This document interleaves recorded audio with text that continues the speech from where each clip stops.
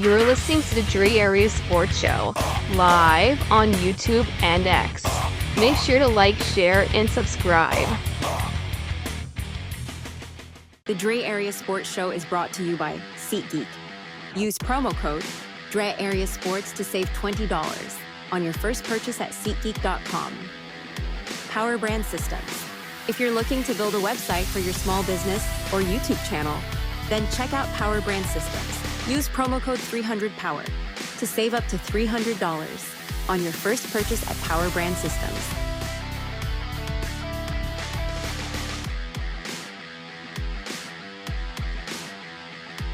Time to talk a little San Francisco 49ers with Al of 49ers Plus podcast. Al, what's going on, man? Not much. Thanks so much for having me on, man. I know we've been trying to connect for a while, and so glad today worked out. I mean, it's draft eve. Can't believe we're on the precipice of the draft. It feels like it went quickly, but at the same time, not really. When you think about how long the season's been over and no playoffs, right? But time keeps moving on, man. Time doesn't slow down. It doesn't, man. And it's weird to know that the draft is tomorrow. I've been doing mock drafts on this channel like pretty much every week, sometimes twice a week, and every draft it changes on who I'm picking, who I'm selecting, but usually in the first round it stays kind of the same, but it depends on kind of what we're looking for. So we're going to talk draft as well. Now we know that yesterday was the first day of the fucking show up to work and represent your Niners day. I think it was OTAs, whatever you want to fucking call it. The players were showing up at the facility. And John Lynch did talk about a lot of different things. Some people said that, he didn't really say much of anything. But if you read between the lines and between the words, he did mention that in the draft that he wants they're looking for a big defensive end, a big edge rusher. And so, a lot of people thought, some of them, even Larry Krueger, thought that might be Shamir Stewart. He's a big, imposing dude, very raw. This could be, I don't know if you watched the Warriors or not, but this could be like another Jonathan Kuminga where the guy's super raw, but can't put it all together. We don't know. I mean, he has the size and strength of like a Myles Garrett. But is he going to be as good as Myles Garrett? I don't know. We knew coming out of the draft that Myles Garrett was going to be a superstar. We don't know if Shamar Stewart is going to be that same guy. We knew he was going to be good, but how good? And I think that, that's one thing they've been trying to do is find a defensive end opposite Nick Bosa on the edge, because you look back, the last time we had one of those was Dee Ford, and we made it to the Super Bowl that year. So when he says things like that, Al, where do you think the Niners are going to go with that number 11 pick if they stand pat and make a selection there? Well, I think, Shamar Stewart scares me. I know he scares a lot of people. He's the second best edge on Texas A&M. Nick Scourton's a better all-around edge than him. He's going to go later in the first.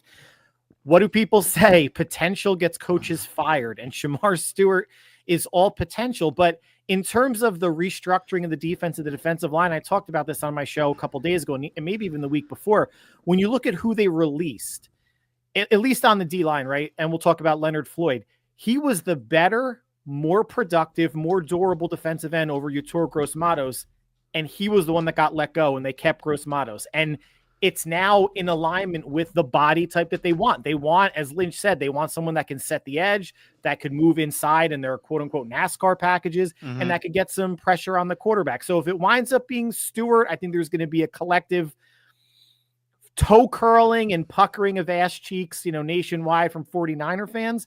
But it can mean it could be Michael Williams from Georgia. He's raw too. He's 265. He sets the edge well.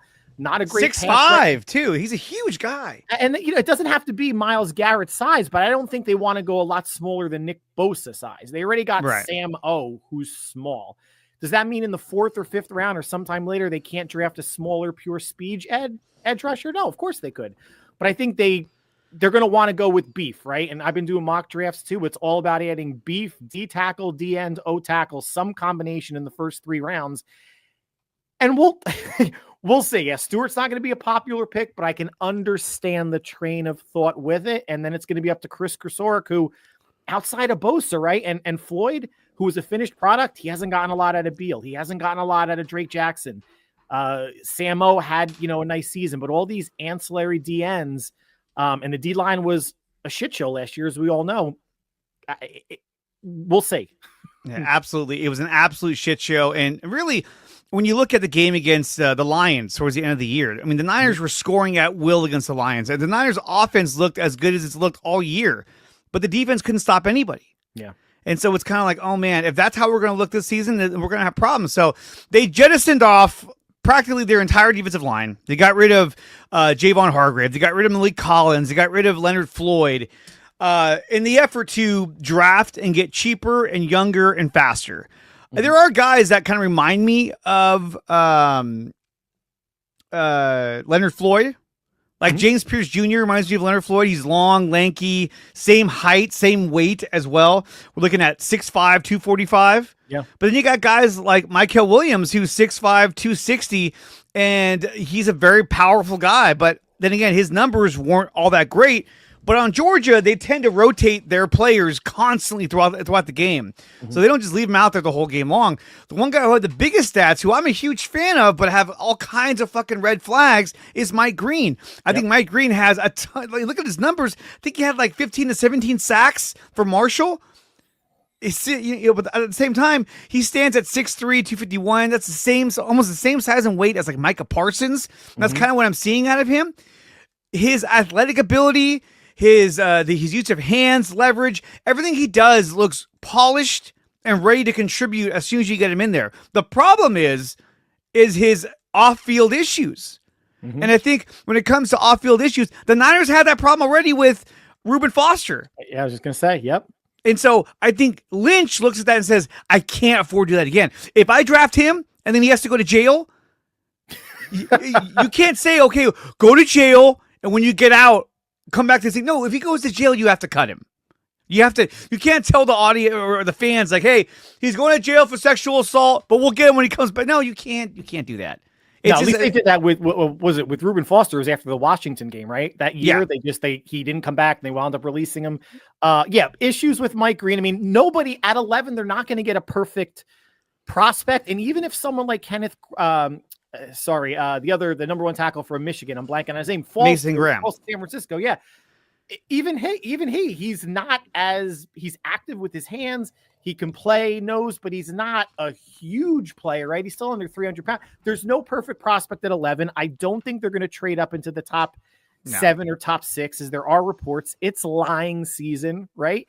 So anything that you're hearing, unless people are hearing it from Lynch and they're not, everything's a smokescreen right now, which makes, 11 really, really interesting for me. And I think the players that really can affect San Francisco's draft in the first, let's say, 3 rounds would be if Will Campbell falls, the offensive tackle out of LSU, if Harmon Membo falls, the offensive tackle out of Missouri. I think San Francisco has to think long and hard about that, because there's no guarantee Trent Williams plays after this season. Colton McKivitz isn't signed after this season. And if Jalen Moore winds up getting $15 million a year from the Chiefs as a backup, there's no way they're going to afford Colton McKivitz, regardless of how people feel about him. So offensive tackle at some point in the first 3 rounds needs to be addressed.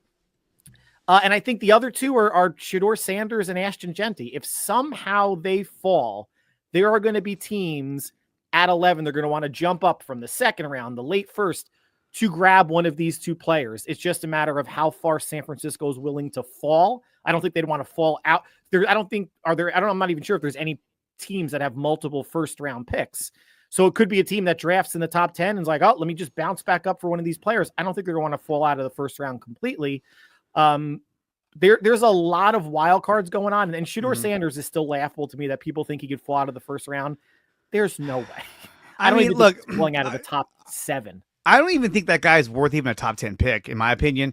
I think he's athletic. I think he could be a good player, but I think there's a ton of other talent that should be drafted ahead of Shedeur Sanders. But when it comes to quarterbacks, teams get weird, man. They get real weird.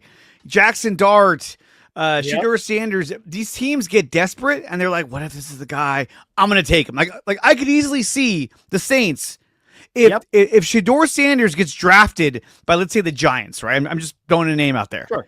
I could see the Saints being like Jackson Dart, just because they're so desperate to get a quarterback with Carr not having that shoulder injury, which could limit his play all season long.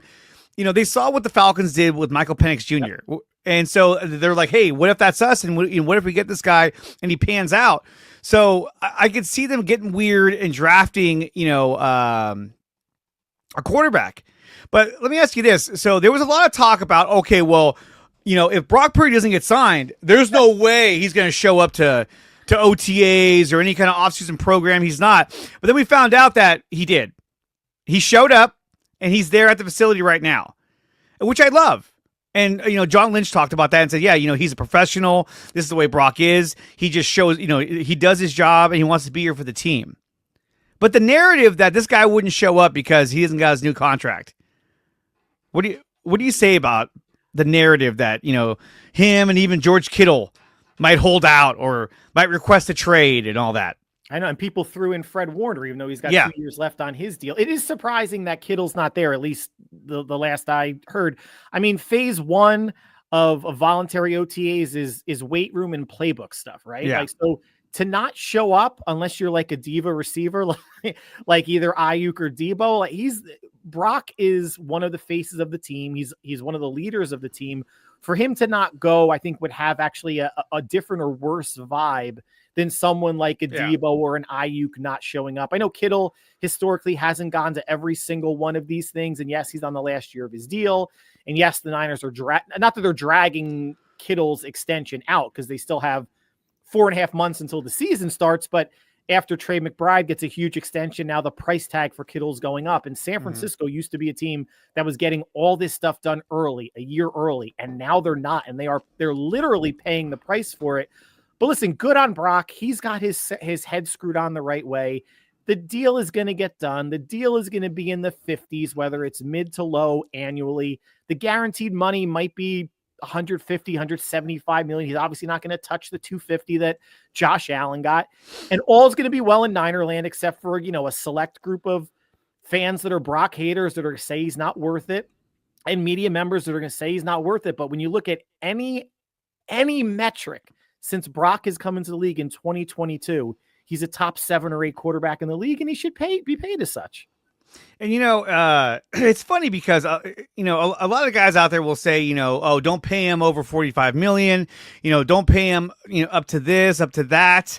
But at the end of the day, it's like, dude, it's not my money. I don't care what the fuck they pay them as long as there's being competitive. And here's the thing, too, is that with the draft being tomorrow, I think the idea is let's get rid of all these other guys that we're paying a bunch of money for that didn't really come through the way we wanted them to. I thought Leonard Floyd did have a good year. I'll give him that. He did. And they say, hey, look, we're going to draft these guys. They're going to be cheaper. They're going to be younger. They're probably going to be faster.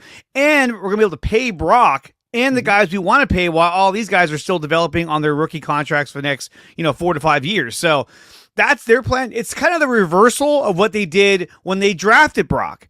Yep. They were paying all these guys, and then they're like, okay, now we got a cheap-ass quarterback. Let's go. And now they're like, okay, now we got to pay the quarterback, so let's make everyone else, the majority of everybody else, a lot cheaper. And that's what they're trying to do. And this is the draft to do it because it's so deep with defensive tackles and edge rushers, and I would say even linebackers, running backs. This is a very, very deep draft compared to last season. Now, on top of that, we also learned that Christian McCaffrey has no restrictions coming into the season. So he's a full go, and he will be 100%, apparently, for the upcoming season. This excites me because without him, we saw the difference that it made. I thought J.P. Mason played really well, but obviously he's not here anymore, and we need to have McCaffrey. But, of course, they need to either draft. I think to be honest, I think they're going to sign one of the undrafted free agents like they did with J.P. Mason, and they're going to be able to find guys to be running backs. There's one thing the Shanahans do is they find running backs off the street like it's nobody's business. What do you think about McCaffrey having no restrictions this coming season? Well, I hope he went to Germany, went back there to get the all clear, because that was the secret sauce, the elixir, the super soldiers that fix the bilateral Achilles tendonitis. Super exciting. I thought last year was such a Shanahan thing to do. The first game that McCaffrey comes back, they just, he got 90% of the carries. Like, there was no easing him into it. Shanahan comes out and says he doesn't platoon backs, and he's been very true to that. Once McCaffrey went down, it was Mason all the time. When Mason went down, it was Garendo all the time. McCaffrey comes back, the same sort of thing. I wouldn't mind seeing I know it's hard to take McCaffrey off the field because he's so good in everything he does between pass protection, running the ball. Obviously, as a receiver, he's a mismatch nightmare. But this is why it doesn't make sense for me the way Shanahan utilizes the running back position, especially having someone like McCaffrey. It doesn't make sense to me to draft a running back absolutely any earlier than the 5th. They have no 6th round picks. Yeah. They have 3 7ths. In the mock drafts I've been doing, I've been waiting until the 7th round or an undrafted rookie free agent. And it's so wild, the hit rate on the late round picks, whether it's either Elijah Mitchell or Matt Breida, Mason, Wilson, versus when they drafted a Trey Sermon or a Ty Davis Price. Joe Johnson. They don't fit the profile. Like Shanahan wanted a dual threat running back, and neither one of those two ever were in college. So it made me question, what are you exactly looking for here? But if they were to draft somebody, and a lot of the mock drafts I've been doing, I'm not even drafting a receiver because I just don't feel like, I know Demarcus Robinson might be, missing the first 3 games, and Ayuk might be on the pop list, but it feels like, especially early, say the first 3 rounds early, but something in the 4th or 5th or 7th, I don't know how much of an impact it's going to make. Is this player going to crack the lineup? Just like a running back, if they were to draft anybody, pick the round, hopefully late, it's running back 3. They're not going to supplant Guerrero. They're going to have to play special teams. And if it's a running back that's going to need to play special teams, you don't spend a 2nd, 3rd, or 4th round pick on them. You don't. You just don't. And I think you and I are kind of in the same boat already when it comes to the draft. The way I've been doing my drafts is basically I'm going defensive line, defensive line, defensive line. I'm all 3 of my picks, and that could be 2 defensive tackles and an edge rusher, or a D tackle and 2 edge rushers based on who's better. A lot of times, I'm going straight. My first pick at 11 is either an edge rusher or it's a D tackle. Agreed. Walter Nolan has been there for me in a lot of my drafts. I gone Mike Green at times. Early on, when I first did my drafts, I was doing Shamar Stewart. But there's plenty of talent there to be found. In some of these drafts, I'm even finding Kenneth Grant falling to the 2nd round. And I'm like, wow, that would be fucking amazing if I get him at 43.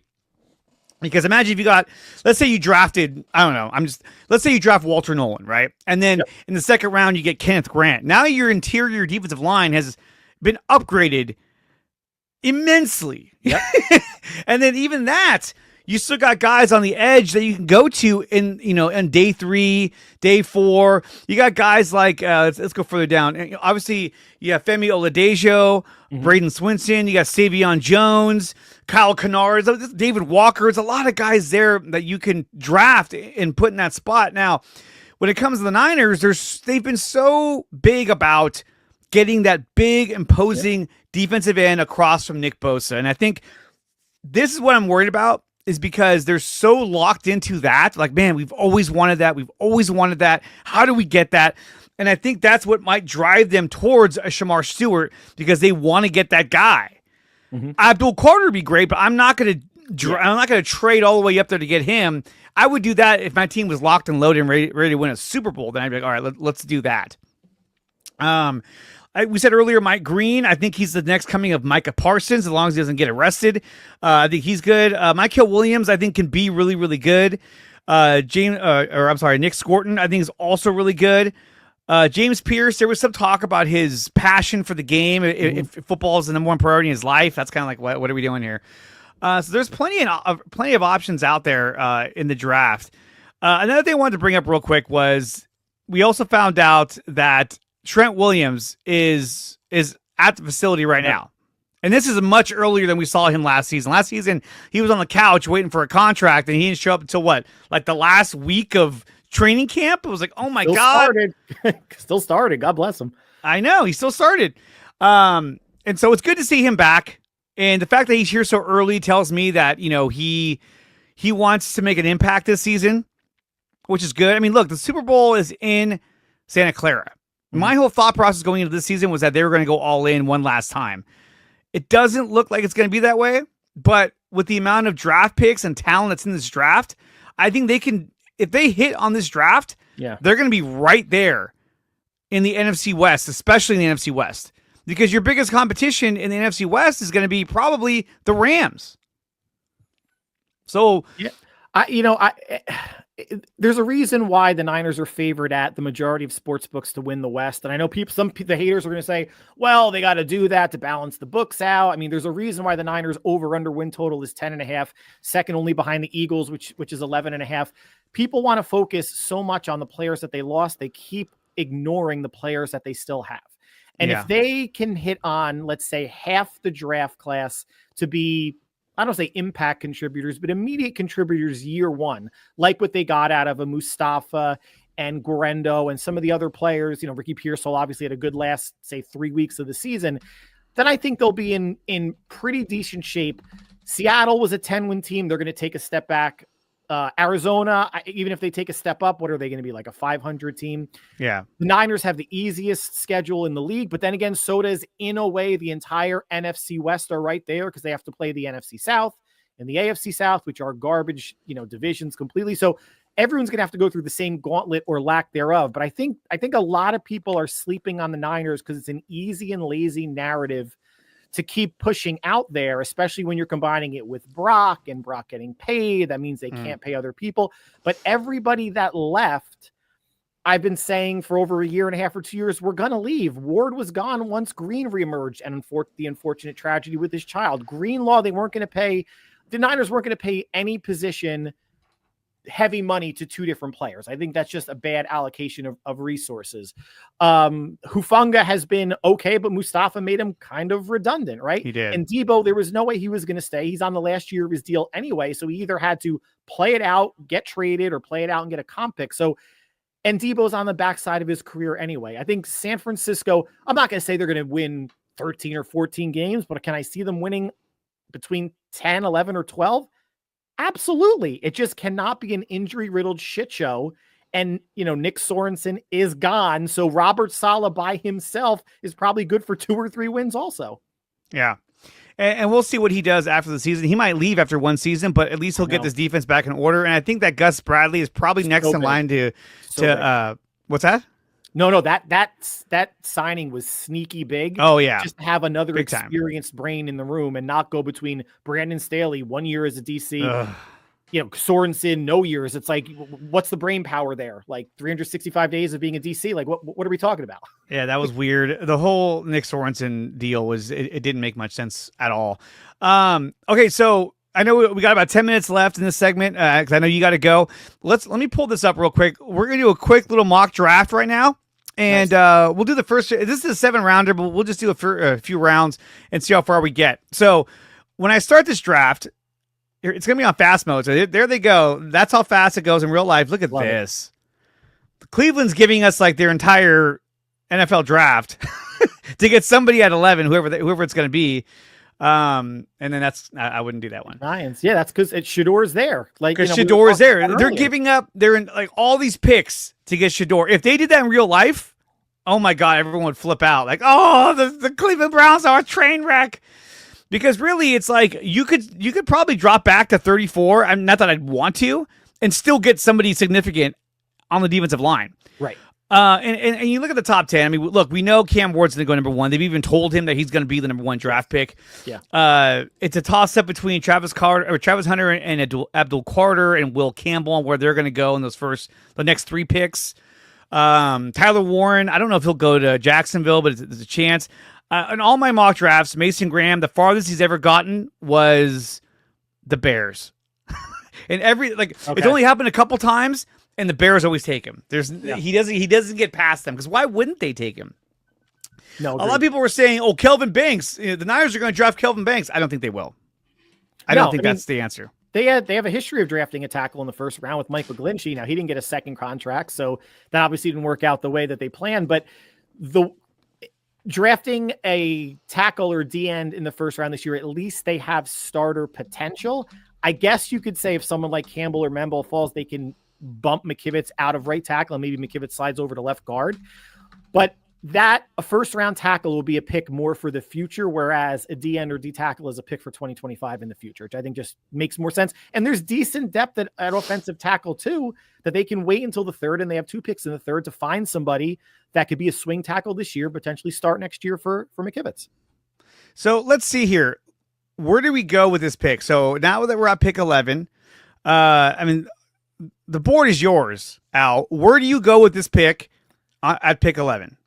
So listen, I as much as I have hesitation with, Shamar Stewart, unless John Lynch was lying to everybody, he very well could be the pick. I know a lot of people out there prefer Jalen Walker over Michael Williams. And did Williams, I don't know if Williams is farther down past He's 9. right here, yeah. So Williams is there, but Walker being like 6'1", he could be a replacement for Greenlaw more so, but I think that's too early for a pure linebacker. The only other player that I've been playing with, and it was more like a trade down to maybe 13, 14 with the Colts is, and I know that there's some medical issues with him, but I haven't found out what they exactly are, but someone like Derrick Harmon from Oregon. Not because he's an Oregon Duck, just like Armstead and DeForest Buckner were, but a big player, heavy hands, can play the run, has pass rush moves. You're talking 6'4", 6'5", 315, 320. And then, he may give you potentially what Javon Hargrave was trying to give you, but just in a bigger body that's also a run support type player also. So for me, either Stewart, I'll let you make the pick. It's your channel. Stewart, Harmon, or Michael Williams will be my pick at 11. I think when it comes to those three, I think Michael Williams might be the more polished player I like Derrick Harmon a lot, but I think Derrick Harmon ends up becoming a player that if you trade back to, let's say 20, then you go Derrick Harmon. If you're at 11 and none of the offers that have been put out are good enough, then I think that's when you say, okay, I'm going to go with the best player on this chart and the player that I think will make the biggest impact. Yes. For me, at least, if it wasn't for the offseason problems, it'd be Mike Green. I think he's the most polished defensive end out there that can make an impact the moment he gets in the field. Shamar Stewart is a physical monster, but does he have all the tools? Now, he led his team in pressures. And that's something that they took into consideration, was that the amount of pressures he had on the quarterback. Because imagine if he had Nick Bosa on the other side, that's different. Because then now it's like, okay, now you come at him, at all sides, and he's not that bad against the run either. So, but still, there's a lot of question marks with Shamar Stewart. And I'm with you with Derrick Harmon about trading down, which is why I've done that a bunch. Harmon had the most pressures in the nation at D tackle. So you're getting a player that's going to push the pocket. It depends on, I'm sure they're going to stick with this wide 9. I don't know. Yes, they are. They already said they were. I don't know if they're necessarily changing what they're looking for at defensive tackle, because again, Malik Collins and Jordan Elliott are built generally the same. Jordan Elliott was banged up, missed a couple games. Collins played all 17, little bit older player, but Collins was the one that got the boot. So whatever they're looking for in terms of any of their D tackle type of spots, nose, whatever, I am not sure, but there are options here, and there's certainly options in the second round and beyond, because they need to be drafting too, at least. And then when you look at like Jalen Walker, right? He's 6'1", 243. He's another guy that, is he a linebacker or is he an outside linebacker who's more of an edge rusher? I don't know. And then how do you use him? Out there, I've heard the phrase, well, if you draft Walker, you're going to be able to fill 2 spots with Greenlaw and edge rusher. I'm like, well, but no, because you still need to have 11 players on the field on defense. Like he'll fill 1 spot. He'll fill 1 spot. Yeah. And I think it's one or the other. Occasionally, obviously, yes, he'll be a pass rusher, but you need that other linebacker, kind of like what Dre Greenlaw was to Fred Warner. That's what you're trying to replace. I think D. Winters can kind of be that guy, but of course he has to be healthy. He has to be on the field, and he's constantly getting hurt. So, and Jalen Walker is a guy that I think has a lot of potential. T-Mac, Ted McMillan, no, I don't go there at all. I don't want to get a receiver right now. I'd rather go with the guys we have. Same with Matthew Golden as well. I'm not into Colson Loveland. No. I don't love him. They should draft a tight end in the mid rounds, right? They should. There's Harold Fannin Jr., who they're a big fan of. The guy's not fast. He's got great hands, but he's not fast. So for me, it's either I'm up to, Shamar Stewart definitely is on the list, but it's also Derrick Harmon, Mike Green, and Michael Williams. I'm with you. I'll defer to you.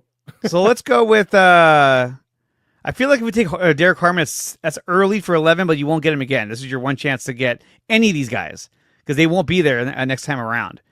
So let's go with Shamar Stewart as if we're the Niners based on what they said. Let's see how it shakes out. Yeah. So there's Shamar Stewart. There goes everybody else. Yeah, I love between this and mock draft calculator, man. Love fast. Got to go fast. This is a good trade. 5 picks back, and you also get from 113 to 78. We're not here to do trades though, so we'll put that away. And then there you go. There it you is. got Kenneth Grant right there. Nick, I can never say his name right. This guy's really good too. I was doing a mock draft with Wayne Breezy, and this is the guy he wanted to take because he wanted to have that big safety look, kind of like what they do in Seattle with the Legion of Boom. Yeah. So he was thinking that. But you got Tyleik Williams. I'm not taking Travion Henderson. I've done that before, but a lot of guys out there would say, "I'd take Travion Henderson, with your day 2 pick." No, I won't do that. My defensive line and my defense needs too much help to do that. Totally agree. And it's sometimes you just don't overthink it here, right? Like to me, it feels like either the pick should be Grant or Williams. Easily, you went D end. There's no need to double up on D ends. There's no need to go running back. No need to go skill position yet, right? Even a tight end would be a little bit early for me, and there's no tight ends really worthy of a second round pick. So this will be a spot where at least one. Mason Taylor's there. That's fine, but again, he's if Kittle retired in the offseason, then you consider it. Yes. Right? In my opinion, this is straight defensive tackle. And if this is what's on the board, I love TJ Sanders. I love Darius Alexander. I even like Alfred Collins and or Norman Lott. But if this is the board I'm looking at, I'm taking Kenneth Grant. Agreed.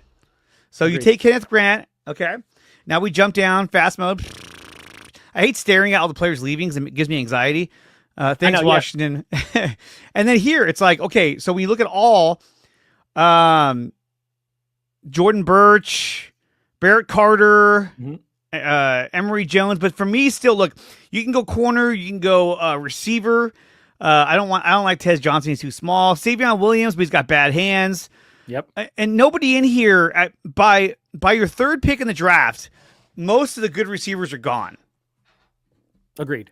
And listen, I think something like a cornerback is viable. I think right now though, Trey Brown, who they signed from the Seahawks, could slide in as either the outside starter or the slot. But you're going to have someone like, Denzel Burke from Ohio State, Jacob Parrish.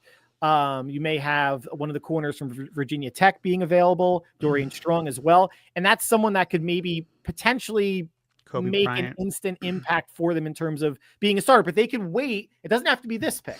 It could be maybe the 2nd, 3rd round pick or one of their 4ths. Defensive tackle is still we're getting to the point where offensive tackle has to be in play because I don't think they can really fall into the 4th round and get somebody where they feel like it could be a viable swinger starter in your future. You'd have to hope that at 100, a guy like Jamari Caldwell is still there, or JJ Puges, or some of these guys. For me, CJ Westglass is even gone. Is he there? Oh yeah, he's still there. CJ West is right there. I mean, for me, I would probably take Norman Lott.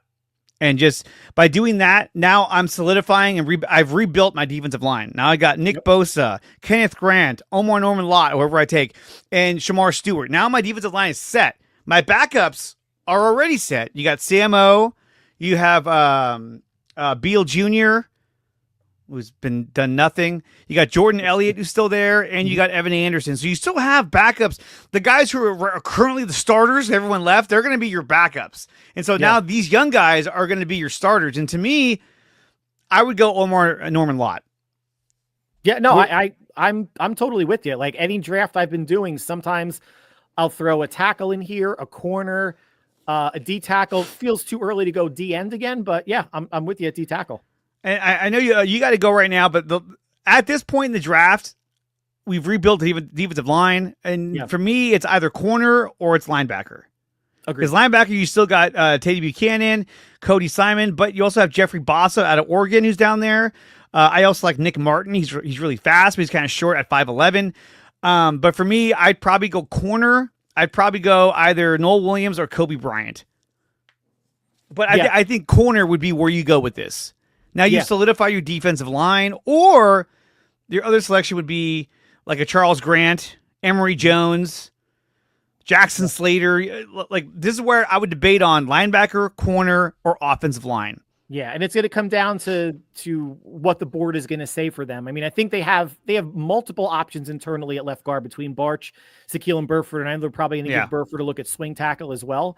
The swing tackle right now on the roster, the pure tackle, is Austin Pleasance. I don't know how excited that gets anybody other than his long, flowing blonde hair. That doesn't get anybody too excited. So at some point now we're in like third round pick 2 between 100 and 138. An offensive tackle has to go off the board. I think a cornerback has to go off the board. I don't think it will be too early, even in the next 3 or 4 picks, to go D-end again. Say the next 3 picks to get out of the 4th round with another D-end. And you're really addressing the main issue with the team. And the O-line has performed, I think, better than people really have expected. A lot of people hate on Drake Brendel. A lot of people hate on Colton McKivitz. But they've been, and I think Brock makes the line look better than it is, but also takes sacks as he's doing his whole dance around whirling dervish routine in the backfield as well. But they should walk out of this draft with a tackle and a guard. If for no other reason, go ahead. Sorry. Well, I would say, I think they walk out of this draft, at least with their first 3 picks, something kind of like this. I agree. Yeah. I think D tackle, edge, Agreed. because they're always been big about defense and their defensive line. And I think this is how you shore up the run game in terms of defense. And you get guys that can put pressure on the quarterback. So I think this is where you go.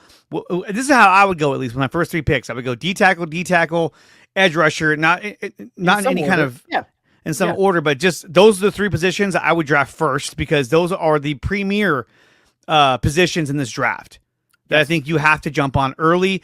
And then everybody else is at that point, with here, I would probably go cornerback, and then next, I would either go corner or I'd go offensive line. Probably go corner, then an offensive lineman, then a linebacker. But I know you got to go. First 5 or 6 picks in some permutation of order, I'm completely aligned with you. Running back, receiver, tight end, if you want to draft any of those, and they should draft a tight end, can come later. But those first, going through the 4th round, which I guess would be 6 picks in total, you nailed it, man. We're of like mind. I'm with you. There you go, guys.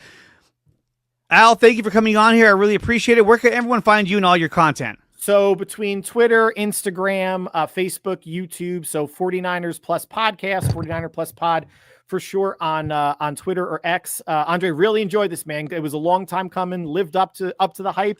Really enjoyed it, and I'm hoping we can do this again, if not multiple times again. Absolutely, really, you guys. Absolutely. We'll definitely hit it up, and we'll collaborate a whole lot more, especially in this upcoming 49ers season.